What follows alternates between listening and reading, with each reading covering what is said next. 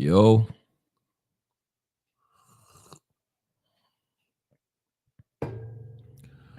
mic check, mic check. Mko. Aya basi. Ladies and gentlemen, brothers and sisters, friends, enemies, and comrades. Mko. Aya. I would like to thank you for another day. Thank you for another day. This is Kenya Revolutionary for another session. I don't know how long I'll be here today. I might not be I might not take up the whole hour, but I felt the need of speaking about what's been happening in Kenya. Mada leo, it says that the roads problem is too much for Murkomen. The road problem is too much for Murkomen. Now, I'm going to use Onesimus Kipchumba Murkomen as the mascot of everything that's going on wrong. Everything going on in Kenya. He is the face of the problems we face in Kenya. If you haven't seen the clip yet, there's a clip of Onesimus walking into his office area, whatever the case is. And there were two gentlemen who looked meek, distraught, humble, who, politely asked Murkomen, hey, listen, can we get a job? And Murkomen's response was really disturbing, unfortunate to say the least. Let me play the clip so you can kind of understand what I'm trying to say. Because I don't want to make it much about Murkomen, but I want to make a bigger, broader point of what went on with Murkomen, okay? There's so much news that's going on, and I will just highlight what's going on up there so we can, tuangalia maneno ambayo na just touch on the few headlines that are making their way on Twitter sphere, okay? So here is, oh crap. Do I have it? Yes, I do have it. Yes, I do have it. All right. By the way, if in case you're watching this video, wherever you are, tafadhali, you know the order of business. The first order of business when you see my face coming live is what? Hit the like button, okay? Hit the like button. Hit the like button immediately, okay? Immediately. So let me go ahead and play that video so we can get kind of a background or understanding of what I'm talking about. Because if I'm just mentioning it, you might not understand what I'm saying. But here's here's what Murkomen is. The interaction with Murkomen and the two not little gentlemen, but the gentlemen that were in his office who are trying to get a job or ask him for a job, okay? So I'll play it right now and get ready. Are you ready? All right, you.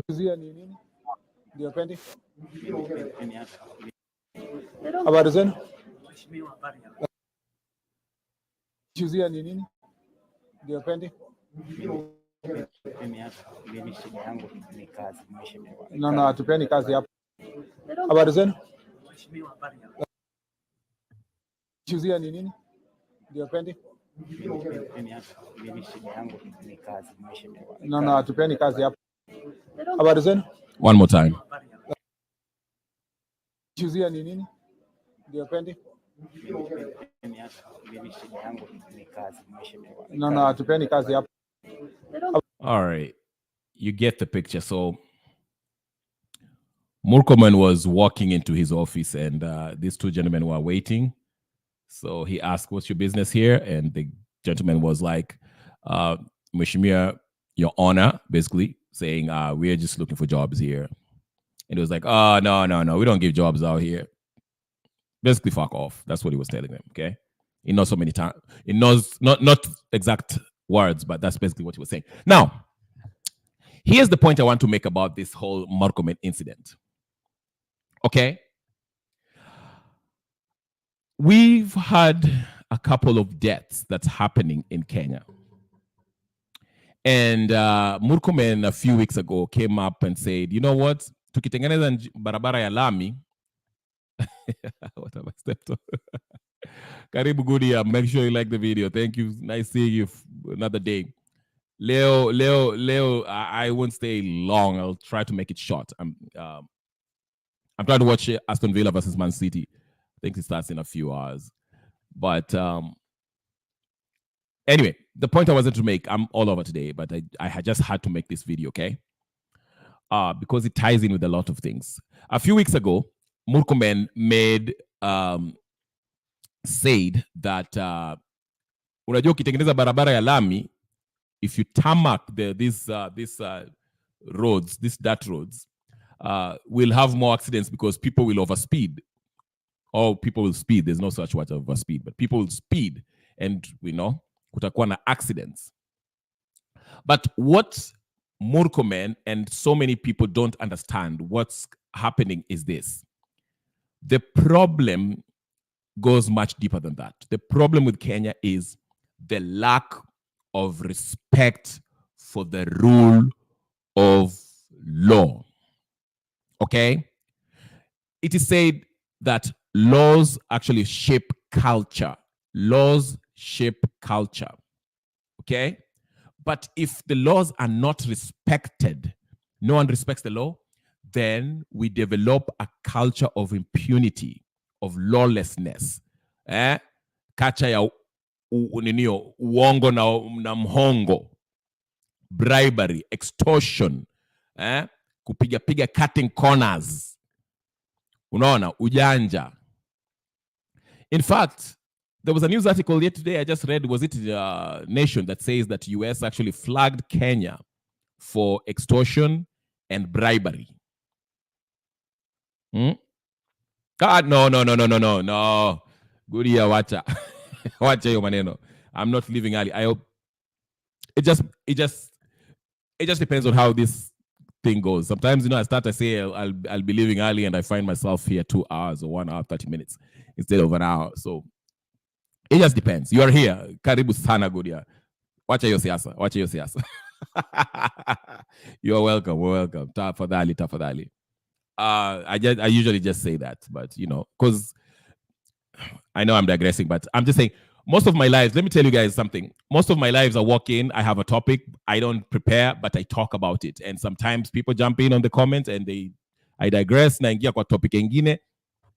I'm freestyling my way out of this, but I try to keep on the main topic. That's how it works. So Gudia, it's not that ukiingia ati Mr. Sante unasemanga ati I'll not be here for long. No, that's not it.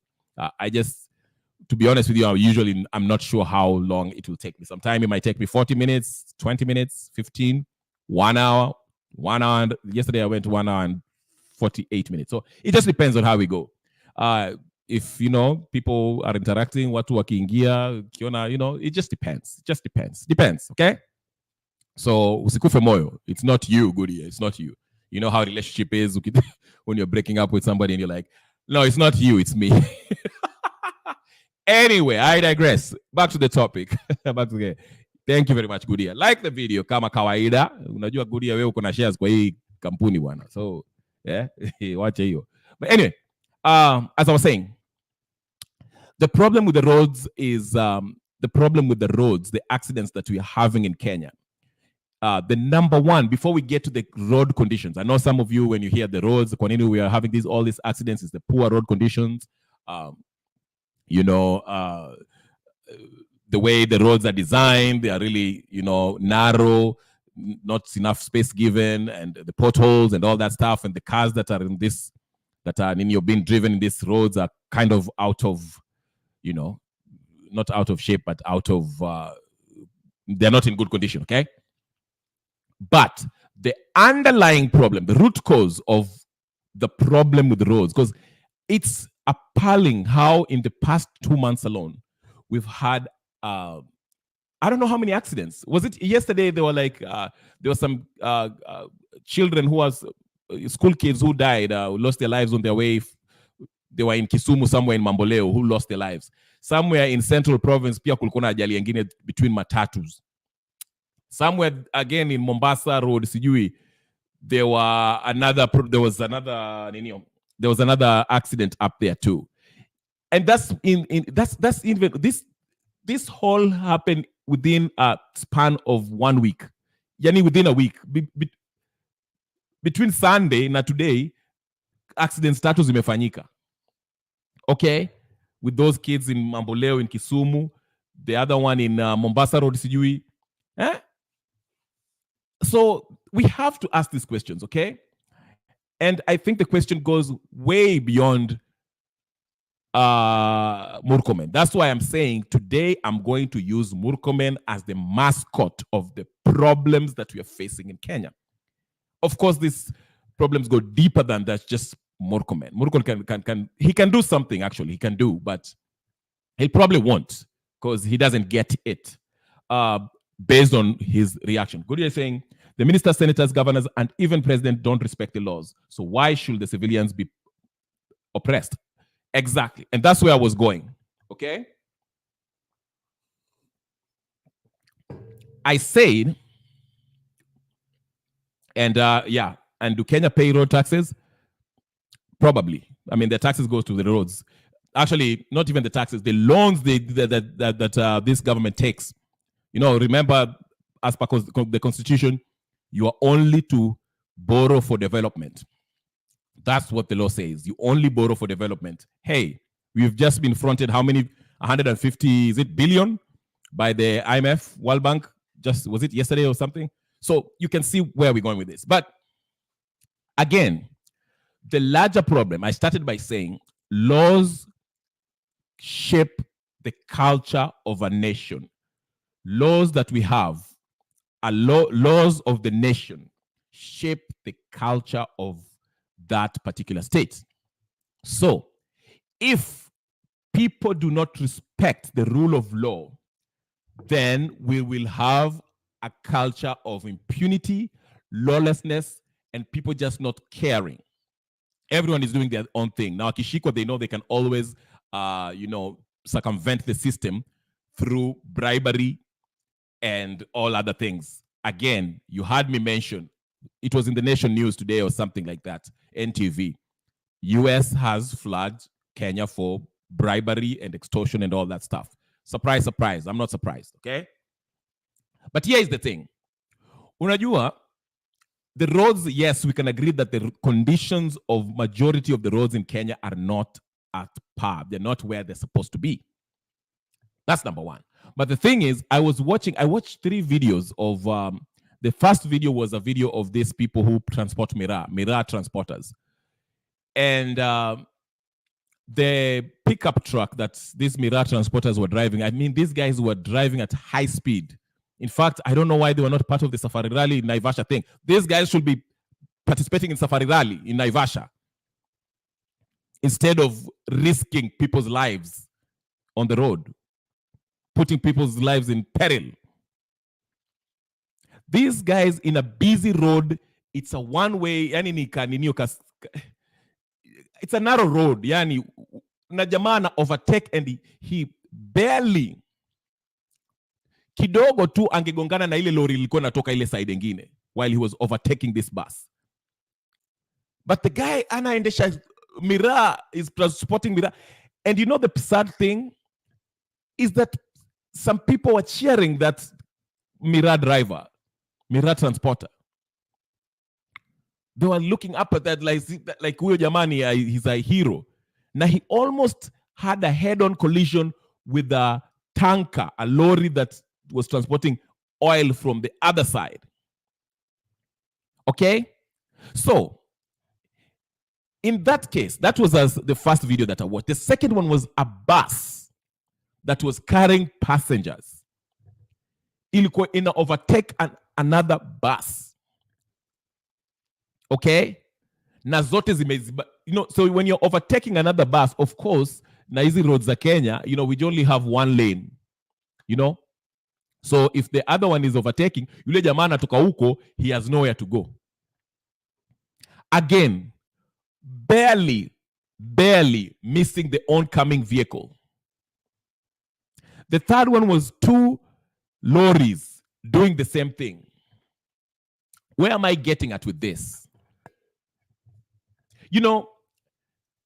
It comes down to how the government takes serious the road offenses. The offense that is being committed on the roads by drivers. Putting those government in Neo, yes, that is illegal in Europe because it causes psychosis. Absolutely. You're right. Good year. Huh? So what it will be called in the US, they will call that they will call it reckless driving, and you can actually do time for that. They can renew. You take your license for whatever 5 years, ban you from driving. So what does that shows you? Before we even get to Murkomen, Murkomen has a big part to play too, and the government as a whole. And like as Nani Goodia told us, and I will get there. The members of parliament, whether it's ministers, senators, governors, and even the president, have some blame to bear in all this. It is all of us. We as commuters, we as drivers, we have to respect the rule of law. Okay? Barabara zetu are one-lane roads. They are narrow. We jamaa ati una transport yani miraa is too important yani watu to risk people's lives on the road. Unaelewa? Na another thing too, unajua hizi pesa zinakuwa borrowed by Ruto and the previous president, whether it was Uhuru and whatever, because remember I told you the law states that you can only borrow, whether you're borrowing locally or internationally, you can only borrow for what? Development. So easy pesa mnaboro hizi 150 billion. Sinimutengeneze now infrastructure hata kama za barabara. Better roads, wider roads. In fact, if you want to solve the problem with the Miraa, how about high-speed trains? Hello? Wachana mambo ya SGR. Ubaya wenu hiyo pesa mkipewa hata pesa ya SGR mnataka kugonga watu. You are overcharging people, mnataka kula hiyo pesa. Why do you want to kula hiyo pesa? Because it goes back to that culture. Niyo culture ya impunity, ya lawlessness. I was listening to an interview by Steve Mbogo. He was with Professor Oguda in the morning show, in KBC. And he says the same thing. He says something that young people in Kenya nowadays, unapata mtu, they are very educated. Wako na masters, wako na bachelor's degree. But the number one, ukiwauliza ati tukusaidia aje, the people will ask you for a loan to buy a pikipiki so they can start a business because, okay, story ya pikipiki, you know, it's lucrative, okay? Which I understand. Basically, the point he was making is people care much about making money than anything. Education is not important anymore. People don't, yani jamaa, kwa sababu the system has failed them, so wanaona learning a skill is not important anymore. But making money is. That's what he was coming, what comes down to it. And it starts from the leadership.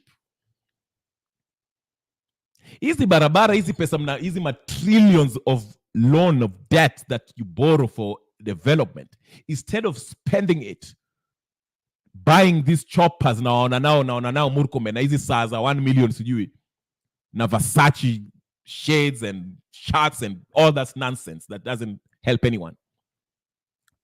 Buying and building shamba mnanunua vitu. That money should be used to actually do what it's borrowed for. Let's improve the conditions of the road. Let's be very strict in our laws, traffic laws, rules. But again, we cannot be strict on traffic rules if the political class don't care about the constitution, the law in general. I mentioned here, and I usually speak on this every day, mentioning that the political class, they value the political power is valued more than the Constitution. That's why you see Kalonzo Musyoka is saying ati Raila na President Ruto should speak and speak about this NADCO waipitishe. Because in Kalonzo Musyoka's mind and Wamalo are just like many other people, they feel like the political class is more powerful than what the Constitution says. The legislative board, the judiciary is the arm of government that has been given the authority to interpret the Constitution when it comes to any disputation between two or more parties. So if the NADCO thing has been questioned by somebody on its constitutionality, it is the courts that has to pronounce itself and make a judgment based on what the Constitution says. It is not the politicians like Wamalwa and Kalonzo Musyoka and Raila Odinga and Ruto to operate outside the Constitution and make this thing law. You understand what I'm saying? I'm still on Murkomen, but I'm giving you an example of how things work in Kenya. Majamaa, they don't care about law. Ndio maana unaona the young people wanaangalia hivi, their aim is to make a little money, watengeneze kama milioni 2-3 hivi, run for a public office kwa sababu wamejua public office ndio iko na pesa.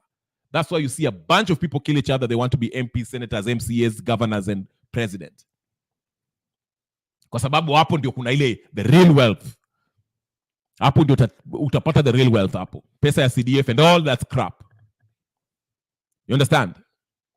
That's why these people are willing to kill each other and use you to kill your brothers and sisters in their political fighting. You see what I'm saying? So the young folks don't see the need of learning better skills that is valuable in the marketplace. It's all about money. Watu tu wanataka pesa. Tutaipata kwa njia yote. If I have to extort somebody, if I have to fanya magendo, hivi kazi zako, any means possible. And that's the danger that we are facing. I'll play the clip by Steve Mbogo here. And this is all comes from the lack of respect of the rule of law. My politicians don't. Half of these MPs and senators should be in jail. 90% of the governors we have in Kenya should be in prison for embezzling funds that belongs to the counties. Think of one, probably needs to go to jail, including the best performing ones. There's no proper audit. So, if you bring it down to mpaka huku kwa traffic laws ambayo it's affecting the common mwananchi, look at how many people are dying on the roads. Unashangaa kwa nini watu wanadedi hivi? Why are people dying like this? For what? Kwa sababu watu wafuati sheria. Somebody was driving drunk. Somebody brakes ili fail. You remember those school, was it Moi University? Earlier this year that we lost a bunch of young folks who are in the university, who lost their lives. Juzi, I don't know, was it Eldoret University or something? Nairobi University. There was 2 universities just in the span of one month. Kwa nini? Mara ulisikia break ili fail because it was captured in the kwa camera. Now, if you look at this, for example, wakina Ruto benchmark, instead of going to Ghana and talking that nonsense about how they if you go really benchmark in these advanced easy European countries, why they have, yes, they do have road accidents, but compared to Kenya, it's very low. Ndio pia wako na mashida zao. But compared to Kenya, it's not comparable. Ama jamaa, They rarely do, but they still have it. The problem is, the solution is not to eradicate road accidents completely, because that is nearly impossible.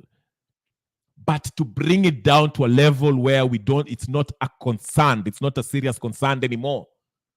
We are losing a lot of people in these road accidents, man.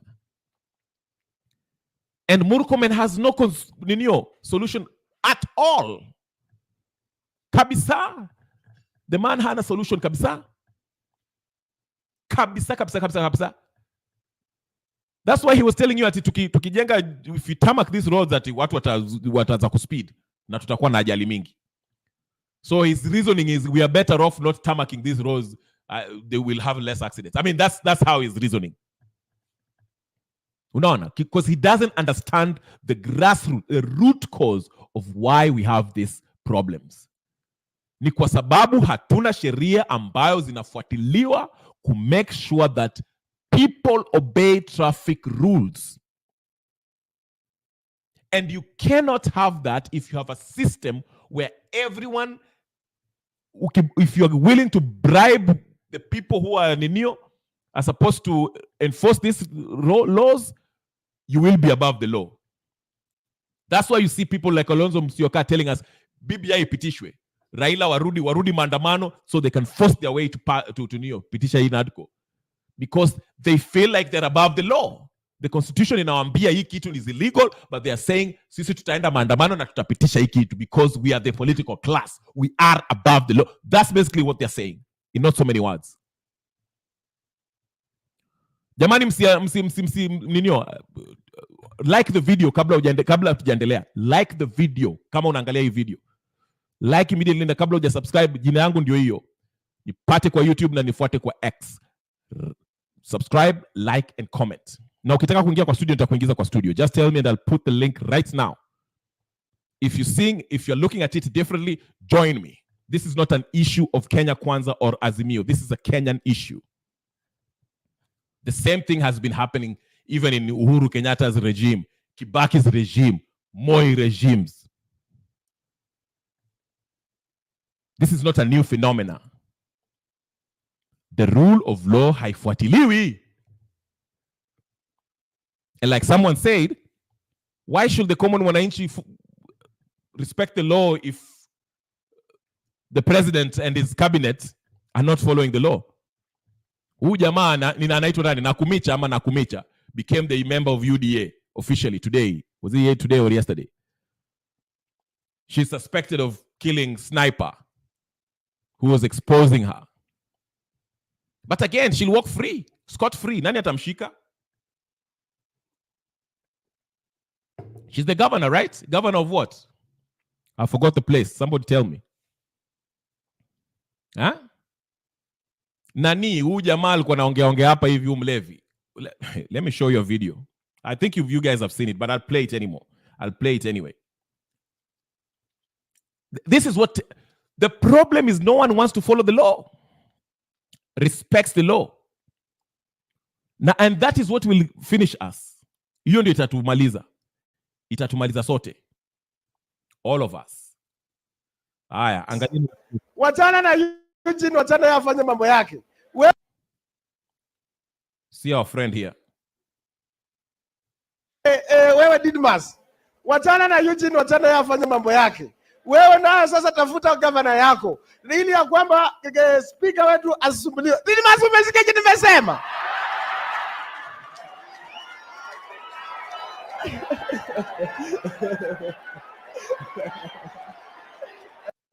Wewe Didmas. Wachana na Eugene, wachana yeye afanye mambo yake. Wewe nayo sasa tafuta governor yako. Ili ya kwamba speaker wetu asisumbuliwe. Didmas, umesikia kitu nimesema?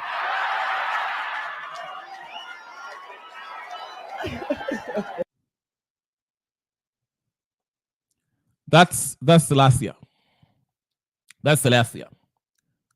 He won, democratically elected.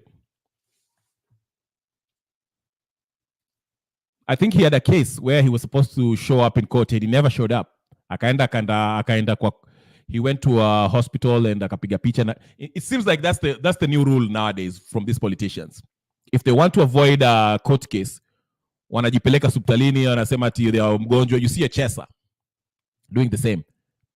This guy was supposed to show up in a court. I think he had a case against a lady and also for slapping somebody. And the day that he was supposed to show up in court, akaenda akajifanya ati ni mgonjwa, posted a picture of himself in the hospital. In fact, hizo maninio IV, which were fake. They didn't actually put it on his nerve. Posted a picture saying that he's sick. Yeah. Right. Goodyear is telling us even murderers walk free. Kenya is a lawless country. That's the problem. That is the main problem. So when I hear Ruto make these speeches talking about we need to take care of what the Ninio easy shida ya Ninio spending, overspending in the counties and the cabinet, it's empty talk. It's empty talk. He's sending thousands of our policemen to Haiti against the law, contravening the law. Passed finance bill that was unconstitutional. Affordable house bill, unconstitutional. And then he tried to tell us, sijui, we should take it. Bwana. It has to start from the top.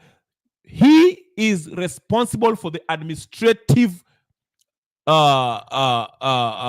functions of the state. Him as the president, the presidency.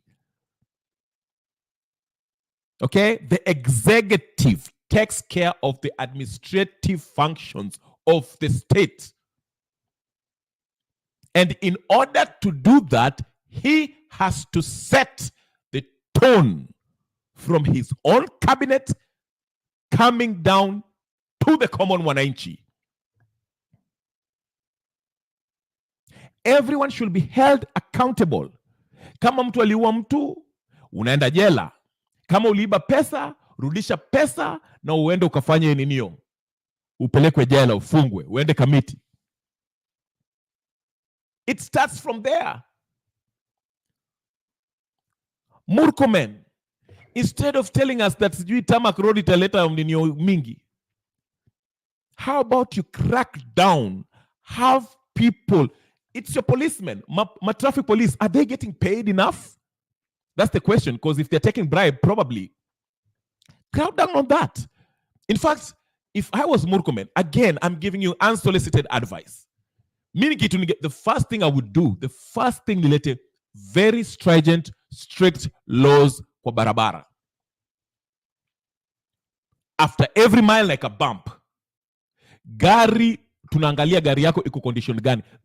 In states, some states in upper US, you have every year gari yako mpaka ipite emission test. Wanaangalia iko aje, brakes zako zinafanya kazi, your lights, whatever. Gari yako inaweza is it safe to be on the road? Things like that. Okay? Majamaa kama ni ile, there was a time when they were checking for, they had DUI spots where walikuwa wanaangalia watu wanapuliza kama wamekunywa. Those are the things that you can do. Alafu Ruto is your guy. Easy pesa mnachukua easy. Sinimwanze some mode of transportation. I don't remember the last time SGR ilipata accident. I mean, I know that's a scandal. Scandal surrounds how that money was spent. But I'm just saying, when was the last time ulisikia SGR imepata ajali? The problem even now, SGR, what I hear, not so many people are taking SGR because wameongeza bei ya SGR. The affordable, most reliable, safe mode of transportation, ndio hiyo imeongezwa bei no one can afford. So mpaka watu warudi barabarani. Na barabarani hapa watu wafuati sheria. Even if it means people should have speed limits. Hizi mabasi wanaweza kuzieka, tuseme kama ni mbaya sana waseme any bus that has been manufactured in Kenya or ile inakuwa imported in Kenya, wataeka speed governor. Huwezi kupita 50 miles an hour. Something like that. I'm just giving you an idea of how you can come up with ways to stop this problem of road accidents. And of course, you have to address also the road conditions. We cannot have a single lane. Barabara ya kutoka Nairobi mpaka Mombasa should be at least 4 lane one side, 4 lane the other side. Watu wakuwa na space. And weka makarao ambao wanalipwa vizuri that can make sure that people are not speeding. But it all comes down to cracking down on corruption, not taking bribes and all that.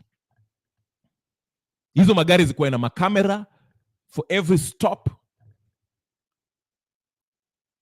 My speed governor, where you can monitor. But it goes back to how much do we respect the rule of law? Because the culture now is nobody cares. We can get away with anything in Kenya as long as we have money. The law doesn't apply if you have money. NADCO itapita. Sisi tuko na pesa. Iko nini? Kama rais na Raila wamekutana wakasema ya NADCO ipite, nani atasimamisha NADCO? Who is Okia Mtata? That is how they are thinking. That is the thinking. Watapitisha.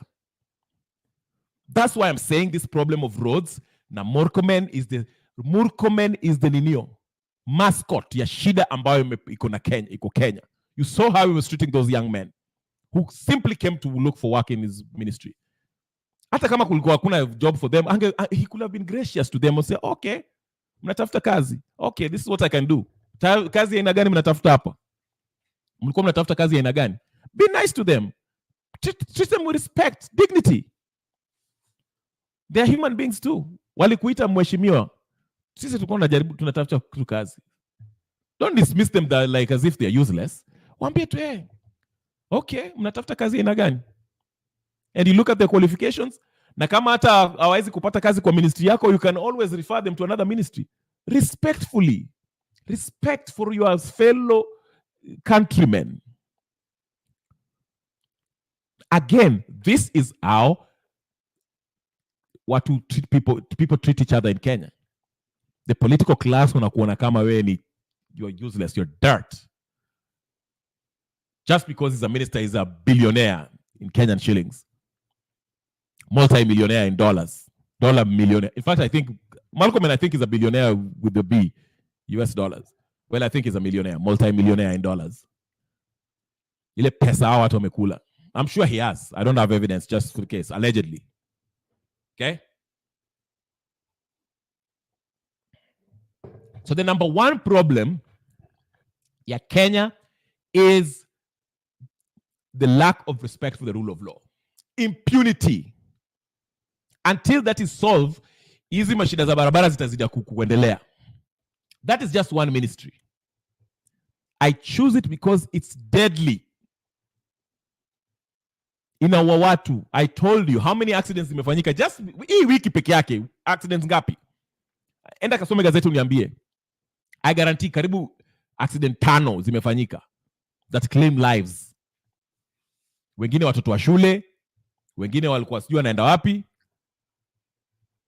It's happening every day. Murkomen hataki kwenda hata kwa nini. He cannot even go ask her. In fact, there's no even Sifuna usiharibu wakati kuitaita watu huko nini kuwauliza maswali kwa nini parliament sijui nini. Grilling them about what's happening in the roads. Because hata nyinyi the parliament, you're both useless. Senators and you're all useless. Hakuna kitu mnafanya. You're all there by bribes. Mmebraibiwa. Mnacheza mchezo wa paka na panya. Because no one respects the rule of law. And it has to start with the executive. Executive can have much influence on the state. I'm not saying it's the only arm of government, but it's the one that has the administrative functions of the state. So if you have policies that do not play around when it comes to matters corruption, it will rub on everyone, from the president himself down to yule mtu anafanya janitor huko chini. So if you decide to launch a project ya kutengeza barabara fulani, na useme rules of the road ni hivi, na uweke maskari ambao wanalipwa vizuri and wanafuatilia hizo traffic laws and hawakuli pesa, hawachukui hongo, my friend, you can see change. But hakuna mtu anajaribu kufanya hivyo, because Murkomen is eating the money that is being borrowed from the IMF. Ananunua nao helicopter mpya, ananunua nao a new land, ananunua shati ya milioni 6 na belt ya milioni sijui ngapi na Rolex mpya na shamba, because his priorities are messed up. He cares about making money, the same mentality we have. Their goal is to get to serikali so we can become overnight billionaires. That is what's the dream of every young person. Why do you see these comedians also want to be Prudinio? Eric Omondi, Jalas, yule alikuwa anaitwa KJ, msewa ridiculous, squeeze ni sijui MP wa sijui Dagoretti. Is it? Once they become famous, utawaona wanataka kwa politicians. Hao ma celebrity tunaona hapo, utawaona. Sini kulikuwa na yule mfupi alikuwa anaitwa nani, sijui nani, whatever his name is. They are always trying to ingia kwa government. Wanajaribu kuingia kwa government ndio pate pesa. That's where the money is, to become overnight million. They don't care about the development. They don't care about the people. They don't. They don't respect the rule of law. That is the problem. Now, if you have that problem, how do you expect to How do you expect to revolutionize the country? That is what I'm saying. Until then, sasa tutafanya nini? Huh? We have to look at it. That is the number one problem. Are we going to face it? Sawa. I will play another Nino. Let me play this. I like this. What Gaito was writing. Mko ready? Let me play this. I haven't even watched it yet, but I just want to listen to it. He always have some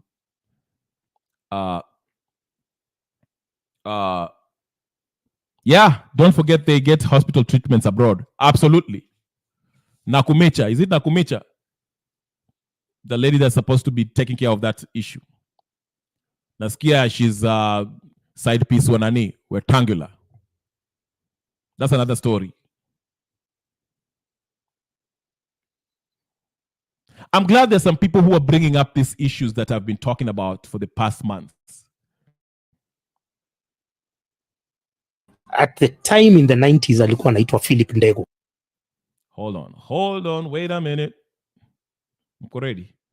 Aya, sikieni. Came up with those SAPs to force us, to compel us to sell parastatols. So hapo ndio Telcom iliuzwa, and Safaricom was a department of Telcom. Yeah.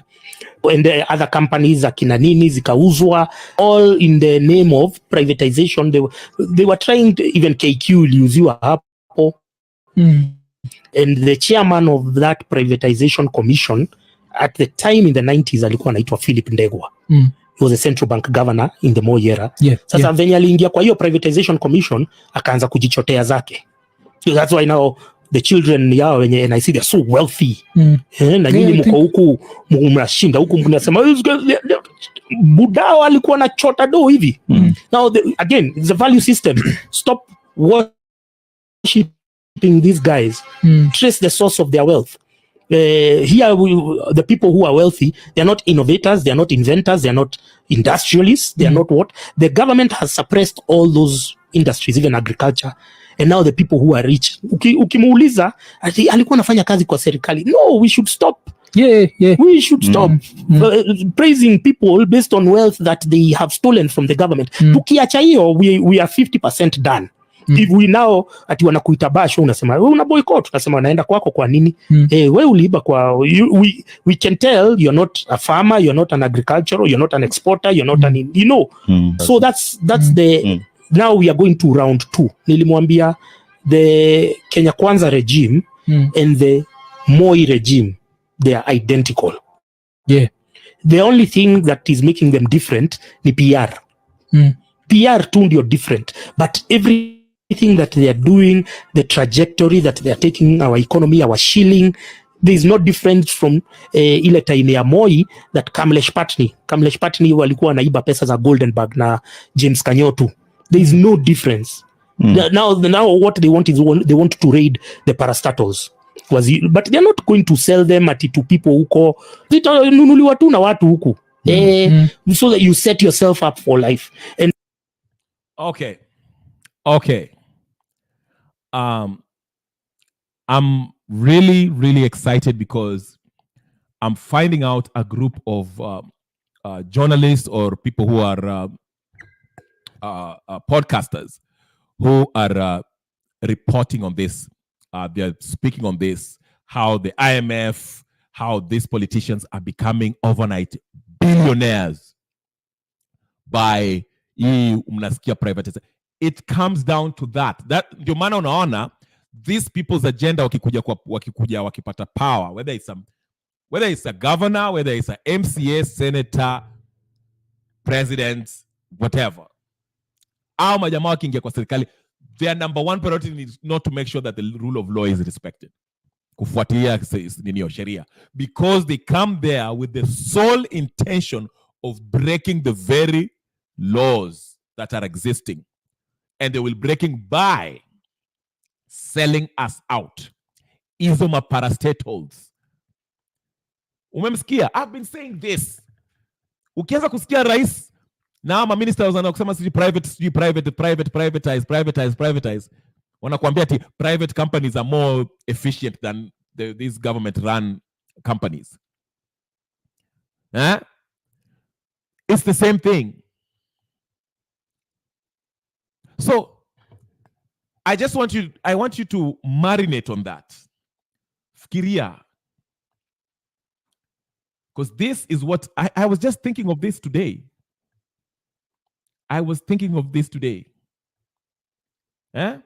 Skia ingine. This is a bit lengthy. We are getting there. Ladies and gentlemen. Make sure you like the video. Tafadhali kama unaangalia, like the video.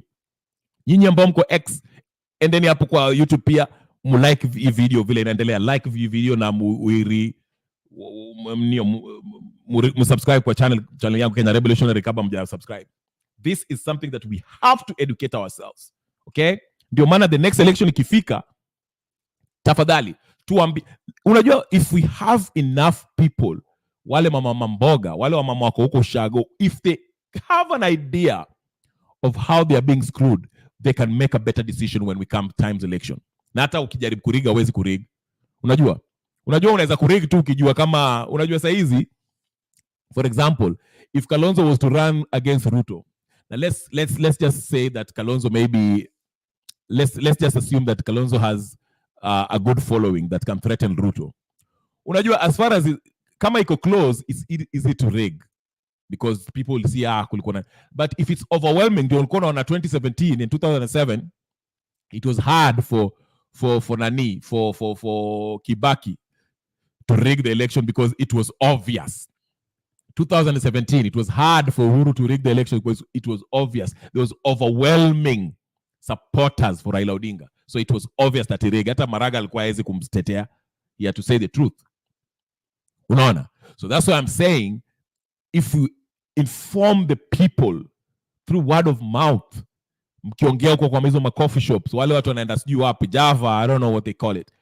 Whatever. Anyway, mtaani, Java is the more for the bourgeoisie. And then uko mtaani, speak to the people. Time ya kusema sijui mimi ni Azimio na mimi Kenya Kwanza imeisha. And this current crop of politicians will not help you. Stop wasting time at sijui wakina Sifuna will be the best next president, sijui nini. That's not going to help you. Educate yourselves first. Firstly, educate yourself. First and foremost. Educate the populace. Then worry about who is best to run for president. Kwa sababu wa majamaa ukiangalia. Exactly. Kwa sababu wa majamaa ukiangalia, they're politicians. Sijui wakina these young tax, Sifuna, sijui Ndindi Nyoro, sijui Babu Owino, sijui what are they talking about? They are only worried about the next cheo. Mimi nimechoka kuwa MPs. Now I want to be governor. Nimeiva sasa, mimi nataka kuwa governor. Mwingine nao amekuwa governor na amesema mimi nimeiva, hata mimi nataka ku run for president. Wakina Joho, mimi nitakuwa I'm running for president. Now I've been a governor for a long time. You see what I'm saying? How to wanaangalia their own position. But if we educate ourselves and we understand how these people are screwing us up, and we start standing up boldly against their mchezo zao, my friend, e country, we can save it. And I'm so glad I'm starting to learn about a community of Kenyans who are speaking about these things. Francis Gaitho, Steve Mbogo, Ekuru Okot say some good stuff. Miguna, people who are not awangalia ni chamagani. Political parties are irrelevant in Kenya. Okiya Omtata, people like that. That's where I'm going with it. Wafuate kwa X so you can learn. And another way to learn, if they're speaking, ukiona wametype kitu ambao you don't understand the subject, okay? Write it down, do a research on the subject. I told you. Information is on your fingertips. Usiharibu wakati kwenda TikTok. There's nothing wrong with using TikTok. Unaweza kutumia TikTok kutengeza TikTok yako pia ukoe na message yako. Use those things, but do your research. You can have information that somebody with a PhD does not even have. Because people are communicating. The world is becoming smaller because we are sharing information. Unaweza kukaa hapa na una communicate na mtu wako London, and they can tell you about the system there and how you can think about how you can adopt a system that works to your own current context. Okay? The economic systems that different people have used in different countries. You can see, I was amazed. Kulikuwa video nyingine nilikuwa nataka hapa for 8 minutes, but it's a little lengthy. I'll play it next time. It's about the housing scheme in South Africa. It's so similar to what's going on in Kenya. They were facing the same things. The world is very small. Information is the key. Use your time. Ukipata hiyo time, najua Kenya maybe, hauna bundles ya kutosha kusimu yako kuangalia internet or to get into problem like this. Use it to get into like this. Unakuja unachangia, we brainstorm, unatoa maoni yako. Then if there's an issue that you want to find out about, you go up Google, finya Google, enda YouTube, TikTok, whatever. Information iko kila pahali. You cannot be ignorant in 2024.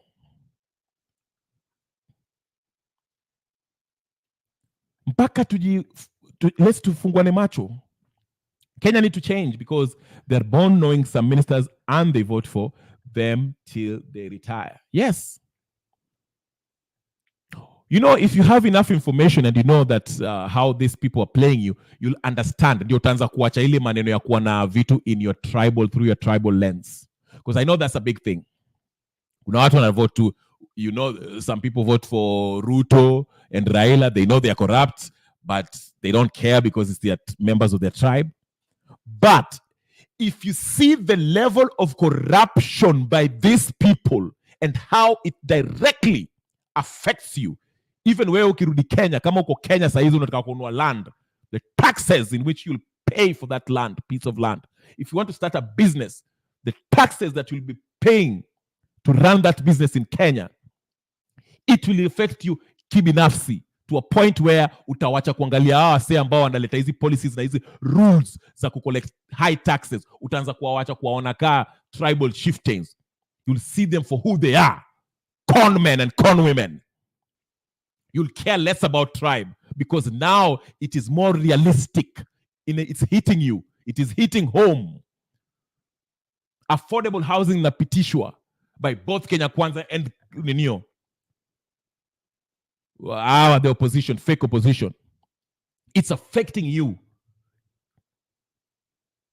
Bei ya unga ikienda juu, it's affecting you. And Raila and Nani and Uhuru and Ruto are both passing these things. Wasijifanya ati hata sijui ni opposition. Na isitoshe, wanataka kupitisha NADCO. You know what that means? Unafikiri hiyo wakipitisha hii NADCO ikipita na watengeneze hizi kiti ya ninio ya prime minister, sijui official opposition, sijui nini. In the next budget tunajua watafanya nini? Watawauliza, they'll ask for more taxes because you have to pay them. You have to pay these prime ministers and sijui nini. Mutawalipa. Na wataomba, na wakiomba hizi ninio, hizi loans zingine, the more they borrow, they are borrowing to pay themselves. Na nyinyi ndio mtalipa. Hizi madeni zinatoka kwa IMF sijui 158 billion. They will use it kibinafsi. Watanunua nao choppers na land na sijui nini na hizo Versace, but guess who is going to pay them? You are going to pay them through your taxes. Now and they will raise more taxes. Ngoja. Ulisikia Ruto leo amesema huko Uganda ati sijui, huko Accra anasema ati sijui we shall bring down our budget by 500 million. Ngoja ifike. Ya last time ilikuwa 3.7 trillion ambayo ilikuwa budget. Ngoja hii inakuja. Hii inakuja itakuwa 5 trillion. Mutataksiwa. Hey. Ngoja. On Monday ukivaa kinyasa ya red, tax 1.5. On Friday ukionekana umevaa sandals, tax 1.5. Ukifilm kanjo na Sakaja akikuona ukishikwa 1.5 tax. Ukipatikana kwa TikTok umesema kitu juu ya Uhuru Kenyatta ama Ruto, 1.5% tax. Utaona ile finance bill itapitishwa the next fiscal year. Chezeni tu nyinyi. Chezeni na hawa watu, chekeni na mkiwapigia makofi wakiongea. Agwambo, Ruto, Babu Owino, Sifuna. Chezeni tu. Chezeni. Unaona nani anaongea hapa yu sijui Salasia na mnacheka, mnafikiri ni jokes. Chekeni. The joke is on you, my friend. Gudi anatuambia, we need new blood who will run the country in good faith. We need a metropolitan and cosmopolitan leader and government. Yes. Somebody with integrity. Yeah. Umesikia nani amewambia, this is not different. In fact, he was saying, I don't know why he was saying at sijui Moi and this Ninio is the same. The Moi government, listen, the Uhuru government was an extension of the corrupt Kibaki government. Kibaki alianza vizuri. He lost his way in the middle. Akarudi na ukabila, akarudi na mambo mengine. Yeah? Why was Jono not at the conference? Raila giving Sifuna the platform. Joho? What conference? I forgot. Was Raila in a conference somewhere? A press conference? Oh, yeah. I didn't watch what he was saying. I might play it. But you see what I'm saying? That's what I'm saying. When we educate ourselves, we will start holding this and start asking questions. That's why I was so mad yesterday when Otiende Amolo was saying ati mtu akiweka petition hapo against the NADCO ninio, somebody who is not a Mtata, that means that huyo jamaa amelipwa or ametumwa, which is not true. Goody, I think you're talking about Hassan Joho, the press conference that was there today with Raila Odinga. I haven't played it yet. I don't know what he said. To me, I might play it maybe tomorrow because it's yeah. I don't know what he said. Did he say anything significant about whatever, because I know he was talking about, oh, ODM should be. I assume this is what he was talking about. Oh, ODM should be together. We shouldn't. I think that's what he was saying. I think so. I don't know. I'm not sure. But I kind of predict what he's about to say. But we'll review that. I'll go listen to it for shits and giggles. Then I'll come review that. Remember to like the video, ladies and gentlemen. Like the video. Subscribe, come on, just subscribe, like the video. But this is what I'm talking about. We have to respect the rule of law. And in order to do that, you have to have integrity. That's why we have these roads killing people, because no one, kutokia huku chini, no one dinio. Ama jamaa wanaendesha vile wanataka. Mtu ako kwa tanka huko is speeding kwa sababu ako kwa tanka. He's not even thinking anaweza kuua watu kwa barabara. They don't value life. Mtu jidereva wa miraa anaona yeye ndio expert. Safari rally mwenyewe anaendesha vile anataka. And we cheer these people up while they're putting people's lives in danger. Lakini hatuoni. This should not be normalized. Let's start and grow a culture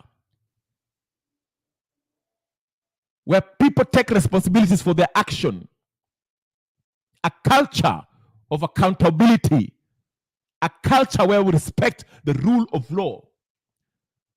A culture of true patriotism.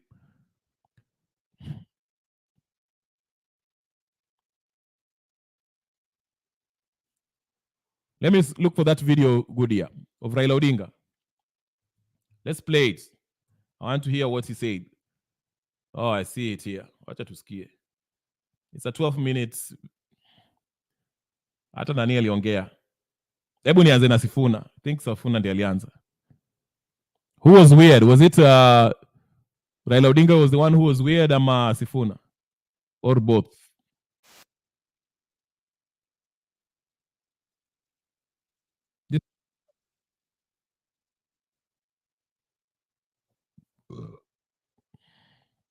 The Raila Odinga, I'll play the Raila Odinga too. Let me start with the Sifuna one. I think it's 3 minutes. The Raila Odinga one is lengthy. It's like 12 minutes. But let me start with the Nani. Like the video, ladies and gentlemen, brothers and sisters, friends, and comrades. Like, share, comment, and subscribe.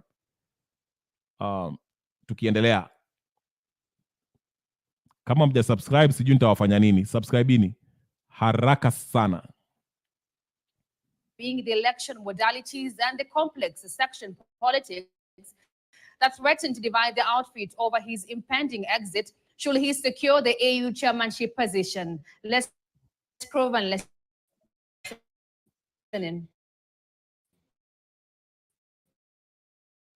To cover election expense, and it was meant to support. Since coming to office, the Kenya Kwanza regime has pursued a deliberate policy of denying funds to political parties, effectively crippling their operations. Activities including the planned elections become challenging to plan and execute because there's a refusal to release funds to political parties. Clearly, a political party except UDA. We demand, therefore, that the funds be immediately low. Kick off the party grassroots elections on the 27th of April 2024. 7th, we shall have the exercise in 3 counties, namely Kwale, Busia, and Siaya. Then on the 29th, we shall have grassroots elections happening in Kajiado, Migori, and Wajir counties. And on 30th of April, we shall have the exercise in Kisii, Vihiga, and